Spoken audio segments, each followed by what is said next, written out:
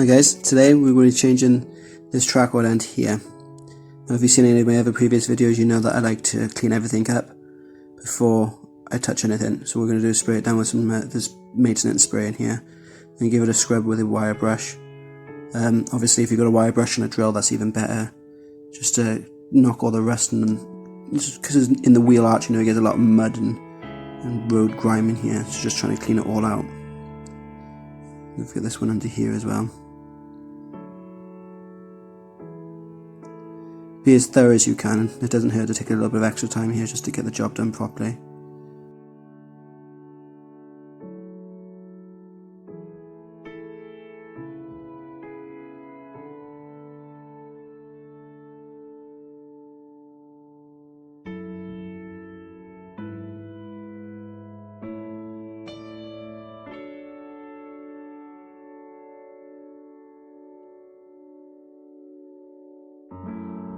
With that all cleaned up, it's time to tackle this lock nut.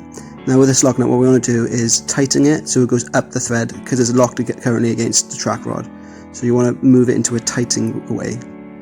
So righty-tighty. These tend to be a little bit tight, but just a little bit of persuasion will get it undone. Hopefully you've cleaned it enough to... Now this bar here is fused. You can see that this nut is spinning the whole bar, but we can free it off later. So now what I'm going to do is I'm going to get here a 17mm on the end of my impact and just whiz it off. You might need to use a ratchet or a breaker bar if you don't have an impact.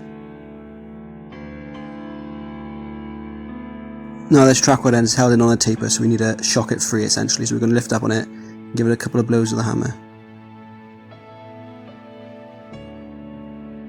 Will eventually come. Now we need to remove this track rod end, but we need to put it back in a similar position. So when we're twisting this off now, we need to count the amount of turns so we can twist the new one back on so it's roughly in the same place, ready for tracking. Just make sure you count these number of turns. Obviously it'll be different on your vehicle than what it is on this one here.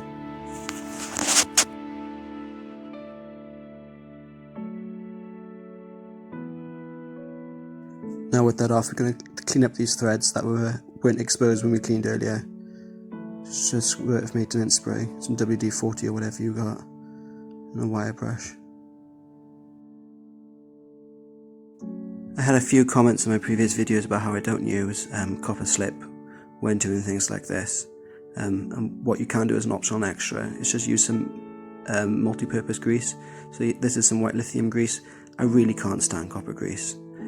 So I try to avoid it at all costs, but just to please some of you, I put some maintenance spray on here that will do just the same thing as copper grease will. Just keep those threads lubricated. It keeps it watertight as well, so you can do that as an optional extra if you want.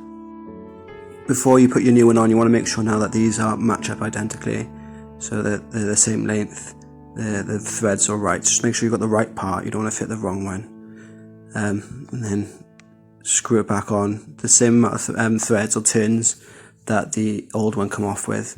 Sometimes it helps for you to write that down just so you don't forget how many it is.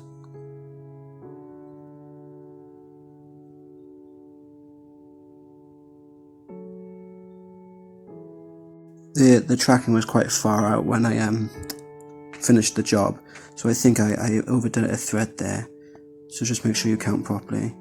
But now it's located back in its hole.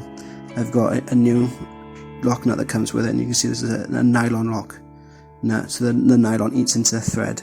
It's a bit like plastic, I suppose. It eats into the thread and stops it from vibrating loose. Now we're going to gun that up.